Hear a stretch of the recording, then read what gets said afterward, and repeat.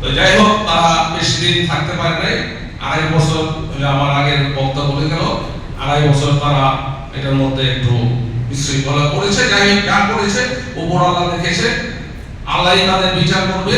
গ্রামবাসী ধৈর্য সহকারে সহ্য করে দিয়েছে। এখন বর্তমানে যে কমিটিটা হয়েছে, আমরা কমিটিটা করতে চেষ্টা করেছি কিন্তু আমরা করতে পারিনি।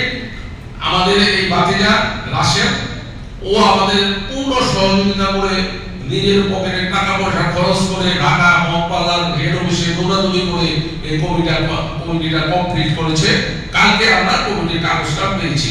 এই জন্য আমরা আমাদের এই গ্রামবাসীর পক্ষ থেকে রাশেদকে অশেষ ধন্যবাদ জানাই।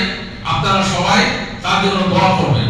আসলে ও অল্প চেষ্টায় আমাদের কমিটিটা ইনশাআল্লাহ হয়েছে, আল্লাহ কবুল করছে।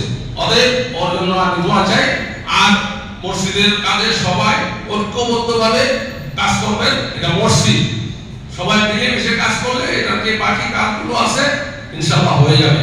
আর এটা টাকা পয়সার অসুবিধা হবে না, যেহেতু একরের টাকা এখনো আমাদের সরকারের ঘরে রয়েছে, পুরস্কারের একরের টাকাও রয়েছে। এগুলো দিয়ে আমাদের এই মসজিদ আমরা যেভাবে ইচ্ছে সেভাবে উন্নয়ন ইনশাআল্লাহ করতে পারবো। তবে এই 41 জন সদস্য যারা আছে এই কমিটিতে এখন নির্বাচিত হয়ে এসেছে, তাদেরকে আপনারা গ্রামবাসীরা সহযোগিতা করবেন। ইনশাআল্লাহ আমাদের কাজ সুন্দরভাবে এগিয়ে যাবে। সবাইকে ধন্যবাদ দিয়ে শেষ করছি। আল্লাহ হাফেজ। আসসালামু